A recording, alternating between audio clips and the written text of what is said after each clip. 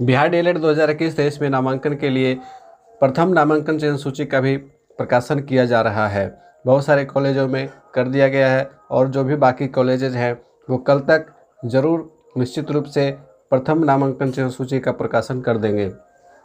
तो इस नामांकन चयन सूची में जो लोग शामिल हैं उनके लिए सीधे सीधे नामांकन की प्रक्रिया होगी। उन्हें काउंसलिंग वगैरह में भाग लेने की कोई आवश्यकता नहीं है। आप जो भी डॉक्यूमेंट्स आपको लेकर के बुलाया जा रहा है वहाँ पे जाना है। नामांकन का फॉर्मेट भी साथ में दे दिया गया है। आपको मैं यहाँ पे दिखाऊंगा कि नामांकन का फॉर्मेट किस प्रकार का होगा, कौन कौन से डॉक्यूमेंट्स आपको लेकर के जाने हैं, ये सारा कुछ मैं वीडियो में आगे बताऊंगा। लेकिन उससे पहले उन लोगों की चर्चा करेंगे कि जिनका अभी नामांकन चयन सूची में नाम नहीं आ पाया है लेकिन आने की संभावना है, वे कैसे अपना मेरिट देखेंगे और प्रथम नामांकन चयन सूची से कैसे अंदाज़ा लगाया जा सकता है। तो आप यहाँ पे मैं आपको उदाहरण के साथ दिखाऊंगा। तो कुछ डाइट्स ने जो प्रथम नामांकन चयन जारी कर दिया है तो उसका उदाहरण लेंगे। और सबसे पहले आपको यहाँ पे समस्तीपुर का स्क्रीन पे दिख पा रहा है प्रथम चयन सूची विज्ञान का 2021-23 का ये प्रथम नामांकन चयन सूची है। तो इस नामांकन चयन सूची में आप देखोगे कि जो मेधा अंक है वो इस बार कट ऑफ काफ़ी हाई गया है, 93.75 ये पहला अंक है। तो अब जो है इस चयन सूची के उपरांत किनका किनका सिलेक्शन और हो पाएगा उसकी बात करते हैं। तो आपको ये देखना है यहाँ पे कि टोटल सीट 75 है और 75 सीट में कट ऑफ किया गया है। तो यहाँ पे देखोगे कि इसमें कट ऑफ दे दिया गया। इस डाइट ने कट ऑफ भी साथ में जारी कर दिया है। यूआर का कट ऑफ 84.1 गया है, यानी कि 84.1 से आगे जिनका जिनका है उन्हीं का सिलेक्शन हो पाया है यूआर के कैटेगरी में। अब इनके नीचे जो हैं 84 से नीचे जो हैं, अब 84 से नीचे कितने परसेंट तक लिया जा सकता है द्वितीय चयन सूची में, तो 4 से 5% नीचे जाएगा, उससे ज़्यादा नहीं जाएगा। यानी कि आप 80 से 79, अगर 79 से 80 के बीच आपका कट ऑफ है तो आपकी उम्मीद होगी कि द्वितीय चयन सूची में नाम आ सकता है। वहीं बात करें कि यूआरएफ तो 80.7। अब सभी का उसी तरह का क्राइटेरिया है कि 5% आपको अगर लेकर के चलना है कि 5% अगर नीचे भी है तो आपका द्वितीय नामांकन चयन सूची में नाम आने की संभावना रहेगी।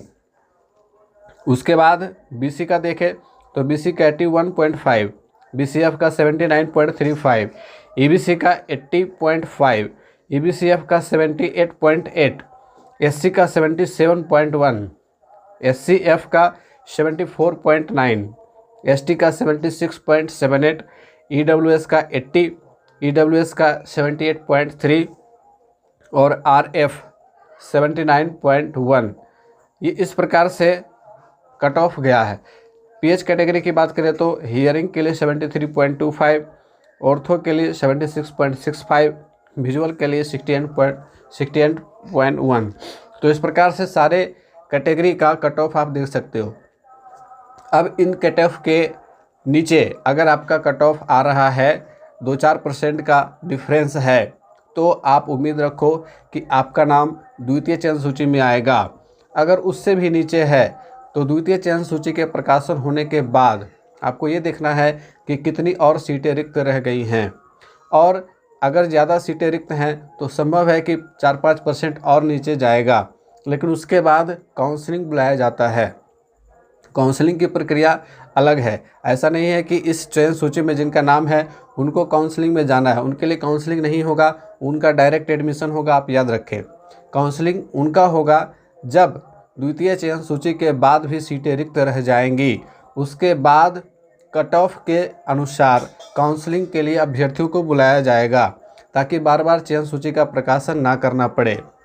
इससे होता यह है कि काउंसलिंग में जो अभ्यर्थी शामिल होते हैं उन्हीं का कट ऑफ देख करके मेरिट के अनुसार फिर से नामांकन चयन सूची का प्रकाशन किया जाता है ताकि सीट जल्दी फुल हो जाए, परेशानी से बचने के लिए। तो ये समस्तीपुर का है। इसके बाद मैं आपको पटना का उदाहरण देता हूँ। तो अब आपके स्क्रीन पर पटना का फाइनल मेरिट लिस्ट है, प्रथम नामांकन चयन सूची है, एडमिशन लिस्ट साइंस का, आप यहाँ पे देख पा रहे हो। तो यहाँ पे आप रोस्टर इधर देख रहे हो, सीरियल नंबर के बाद रोस्टर पॉइंट रहता है, ठीक है। रोस्टर को आपको देख लेना, क्योंकि पटना में 100 सीट है, तो 100 सीट के अनुसार मैंने रोस्टर पॉइंट में बता दिया था कि किस प्रकार से सीट को देखा जाता है, रोस्टर बनाया जाता है, और कितने कैटेगरी के किस किस कैटेगरी के कितने कैंडिडेट को सिलेक्ट किया जाता है। तो यहाँ पे टोटल 100 सीट हैं, आप देख लो, यहाँ पे टोटल सीटों की संख्या 100 है। अब इसमें कट ऑफ नहीं दिया गया है, बहुत सारे ऐसे डाइट होंगे जिनमें कट ऑफ जारी नहीं किया गया है, तो फिर आप कट ऑफ का कैसे पता करोगे, तो मैं आपको इसकी विधि बताता हूँ। आप जिस भी कैटेगरी के हो, सबसे लास्ट पोजीशन पर देखोगे कि कौन सा कैंडिडेट है और उसका परसेंटेज कितना है। जैसे यहाँ पे उदाहरण के तौर पर 100वें स्थान पर ईबीसी का कैटेगरी का स्टूडेंट है। ईबीसी कैटेगरी के इस स्टूडेंट का क्या नंबर है, 82.70, ये कट ऑफ गया है, ठीक है। 82.70 ये कट ऑफ हो गया ईबीसी कैटेगरी का पटना डाइट में। अब इसके नीचे अगर आपका आ रहा है 4-5% नीचे है, तो संभव है कि द्वितीय चयन सूची में आपका नाम आ जाए। उससे भी अगर नीचे है तो संभव है कि आपको काउंसलिंग में जाना पड़ेगा। प्रथम नामांकन चयन सूची में काउंसलिंग में जाने की ज़रूरत नहीं होती, मैं बार बार इस बात को कह रहा हूँ। आपको सीधे सीधे एडमिशन में जाना है, और एडमिशन में कैसे क्या प्रोसेस होगा उसकी चर्चा भी मैं आगे करूँगा। अब बात करें कि 100वें पोजीशन पर तो ईबीसी था, 99वें पोजीशन पर यूआर है, और इस यूआर कैंडिडेट का परसेंटेज कितना है ये भी देख लेंगे। तो इसका परसेंटेज है 85.6, तो ये 85.6 कट ऑफ गया है। इसके ऊपर जितने कैंडिडेट होंगे उन्हीं का सिलेक्शन हुआ है। अब इसके नीचे 3 से 4% के अंदर अगर आपका आता है तो फिर आप द्वितीय चयन सूची में शामिल हो सकते हो, या फिर उसके नीचे अगर 4-5% है तो फिर आपको काउंसलिंग में जाना पड़ेगा। इसी प्रकार से आपको समझते चलना है। अब इसके बाद देखेंगे एससी कैटेगरी है, तो एससी कैटेगरी का कट ऑफ क्या गया है 76.3, ये एससी कैटेगरी का कट ऑफ चला गया है। इसके बाद किसका है भाई, तो इसके बाद है ईडब्ल्यूएस। ईडब्ल्यूएस का है, तो ईडब्ल्यूएस में क्या कट ऑफ गया है 81.13, ये ईबीसी का कट ऑफ गया है। अब इसके ऊपर देखोगे तो 43.70, ये किसका कट ऑफ चला गया है, इतना कम कट ऑफ है। तो यहाँ पे देखेंगे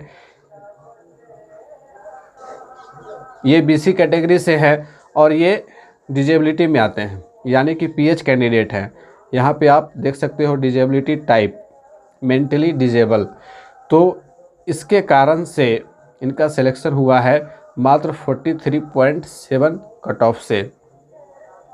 अब इसके आगे देखते हैं यूआर, तो यूआर का फिर से आ गया, यूआर का हमने देख लिया है, तो यूआर को तो छोड़ देंगे। अब इसके आगे देखते हैं और कौन कौन से कैटेगरी से क्या कट ऑफ गया है। तो यहाँ पे आप देखोगे ईबीसी का तो हम लोग देख लिए, यूआर का भी देख लिए, एससी का भी देख लिए, बीसी का। अब बीसी का आप यहाँ पे देखोगे 84.10, ये बीसी का कट ऑफ गया है।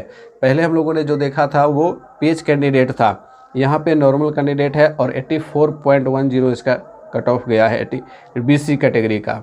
इसके बाद आप बात करेंगे बीसी फीमेल, आपको यहाँ दिख रहा बीसी फीमेल 84 नंबर में, तो बीसी फीमेल का कट ऑफ क्या गया है 83.4, ये बीसी एफ यानी कि महिला, उनका कट ऑफ गया है। अब यूआर का तो देख ही लिए हैं, यूआरएफ नज़र नहीं आ रहा है, यहाँ पे देखते चलना है, इसमें स्पष्ट नहीं किया गया, ये बहुत गड़बड़ी है। यहाँ पे देखोगे आप कि आपको मेल फीमेल में आपको देख करके ये पता करना होगा कि वो फीमेल है या फिर मेल है। ऐसे बहुत सारे डाइट स्पष्ट यहाँ पे लिख ही देते हैं। और आप यहाँ पे देखोगे कि ईबीसी फीमेल का कट ऑफ क्या गया है, तो ईबीसी फीमेल 88 नंबर में ईबीसी फीमेल है, 94 में ईबीसी मेल है, तो 88वें नंबर में ईबीसी फीमेल है। इधर भी देख लेते हैं क्या EBC फीमेल तो है नहीं, EBC ये मेल कैंडिडेट है, तो यही होगा 88वें नंबर पर EBC फीमेल है, EBC फीमेल। तो इनका कट ऑफ क्या गया है 83 ये कट ऑफ EBC फीमेल का गया है। तो इस प्रकार से आपको कट ऑफ देख लेना है और नीचे से देखना है, ठीक है। आपका जो भी कैटेगरी है नीचे से आप देख लोगे कि उस कैटेगरी में क्या कट ऑफ गया है, तो उसके नीचे अगर आपका परसेंटेज आ रहा है 4 से 5% अगर नीचे है तो संभावना है कि आपका द्वितीय चयन सूची में नाम आ जाए, या फिर उससे ज़्यादा नीचे है तब ये संभावना है कि आपको काउंसलिंग में बुलाया जाएगा। और चूंकि इस बार बहुत ज़्यादा कट ऑफ गया है, सारे कैटेगरी में कट ऑफ बहुत ज़्यादा हाई है, तो इसके अनुसार से आप देख लोगे कि 70% के कट ऑफ के जो एवरेज में आएंगे, 70% जिनका एवरेज मार्क्स होगा उनकी भी एडमिशन बहुत मुश्किल हो जाएगी, नहीं हो पाएगी। काफ़ी ज़्यादा कट ऑफ हाई चला गया है। अब बात करेंगे कि आपको एडमिशन में क्या क्या लेके जाना है। तो अब बात करेंगे नामांकन संबंधी आवश्यक सूचना। जैसा कि आप स्क्रीन पे देख पा रहे हो, ये जिला शिक्षा प्रशिक्षण संस्थान पटना का नामांकन संबंधी सूचना का प्रपत्र है DELED सत्र 2021-23 का, ठीक है। तो आप यहाँ पे देख सकते हो कि आपको क्या क्या लेकर के जाना है। मैं यहाँ जूम कर लेता हूँ ताकि आप स्पष्ट रूप से देख सको। नामांकन संबंधी आवश्यक सूचना, सबसे पहली बात कि आपको नामांकन के लिए कब का डेट दिया गया है। तो मेधा सूची में चयनित अभ्यर्थियों के नामांकन की तिथि 18 अक्टूबर एवं 20 अक्टूबर तक, 18 से 20 अक्टूबर तक आपको समय दिया गया है 3 दिन का। और अभी आज जो है वो 7 अक्टूबर ही है, तो आपके पास अच्छा खासा समय दिया गया है। दुर्गा पूजा के कारण दुर्गा पूजा के बाद का ये समय आपको दिया गया है। 18 से लेकर के 20 तक आपका एडमिशन होगा। तो आप सारे डॉक्यूमेंट्स को तब तक इकट्ठा करके रख लो। आपको करना क्या है, कौन कौन से डॉक्यूमेंट्स लेने हैं अब उसकी चर्चा करते हैं। तो आप DD के द्वारा पेमेंट कर सकते हो यहाँ पे, या फिर आप नेट बैंकिंग या UPI के द्वारा भी भुगतान कर सकते हो। तो आपके लिए जो सुविधाजनक हो आप उसको चूज कर लो। यदि आप DD बनाना चाहते हो तो प्रिंसिपल डाइट पटना विक्रम के नाम से बन जाएगा, ठीक है। आपके जिस अकाउंट में आपका खाता है वहीं से DD बनता है। वैसे सबसे ज़्यादा सुविधाजनक बात यह है कि नेट बैंकिंग या फिर UPI के माध्यम से, यानी कि फ़ोनपे, पेटीएम, इसके द्वारा भी सीधे सीधे वहाँ के संस्थान के खाता संख्या IFSC कोड डाल करके आप कर सकते हो। तो ये काफ़ी सुविधाजनक चीज़ है, आपको बैंक का चक्कर लगाने की ज़रूरत नहीं पड़ेगी। अब बात करेंगे कि कौन कौन से दस्तावेज ले जाने हैं। अभ्यर्थियों को निम्नांकित मूल दस्तावेजों को लाना अनिवार्य है। मैट्रिक या इसके समकक्ष परीक्षा का मूल अंक पत्र एवं मूल प्रमाण पत्र, मार्कशीट, सर्टिफिकेट, 2 चीज़ क्लियर कर दिया गया है। एडमिट कार्ड की ज़रूरत नहीं है। इंटर का मूल अंक पत्र, मूल प्रमाण पत्र, उसके बाद विद्यालय या महाविद्यालय का मूल परित्याग प्रमाण पत्र यानी कि CLC आपको ओरिजिनल कॉपी में ले जाना है, CLC या SLC, ठीक है, आपके लिए जो उपलब्ध हो। जैसे कि आपने यदि किसी कॉलेज से इंटर किया है या ग्रेजुएशन किया तो आपको CLC देना पड़ेगा। उसके बाद है सक्षम पदाधिकारी द्वारा निर्गत आवासीय प्रमाण पत्र की मूल प्रति, आपको मूल यानी कि ओरिजिनल आवासीय देना होगा। जाति प्रमाण पत्र की मूल प्रति जो अनुमंडल पदाधिकारी या फिर जिला पदाधिकारी द्वारा निर्गत हो। आधार कार्ड की 6 प्रति, 2 कवर फाइल, 3 पासपोर्ट साइज, सभी अंक पत्र एवं प्रमाण पत्र की 2-2 स्व अभिप्रमाणित प्रति देनी है। यानी कि जितना डॉक्यूमेंट है आपको सारा का फोटोकॉपी करा लेना है 2-2 कॉपी में, और आपको सेल्फ अटेस्टेड कर देना है। स्व अभिप्रमाणित का मतलब सेल्फ अटेस्टेड कर लेना है, ठीक है। सेल्फ अटेस्टेड लिख करके उसके नीचे अपना साइन कर देना है।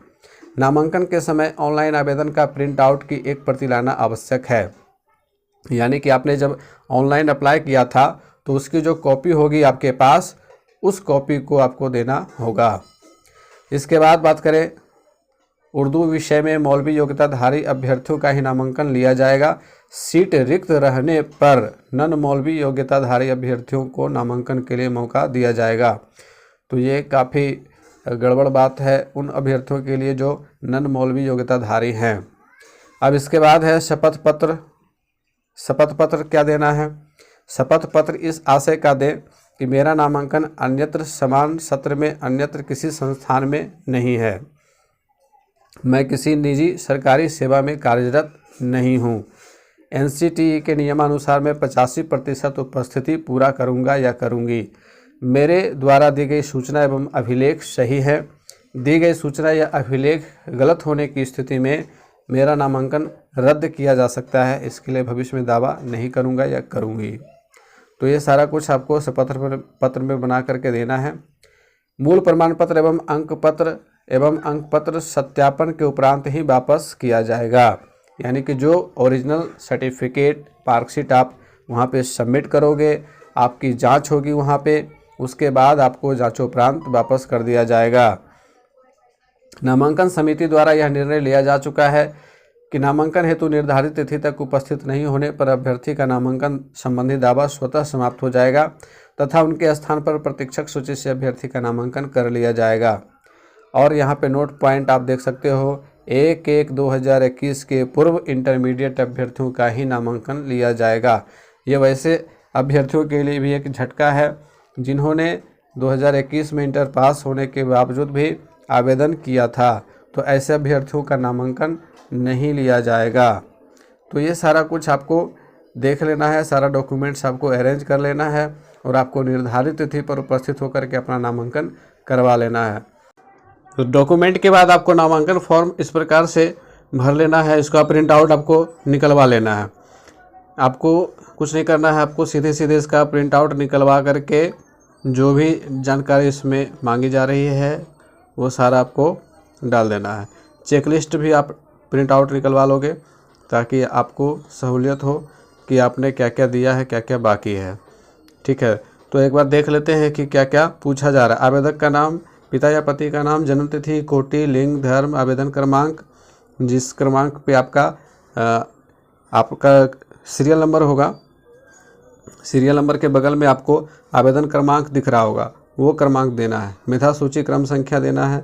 अस्थायी पता, अस्थायी पता, शैक्षणिक योग्यता में इस प्रकार से आपको मैट्रिक, इंटर या फिर आपका उच्च योग्यता भी है तो आपको उसको डालना है।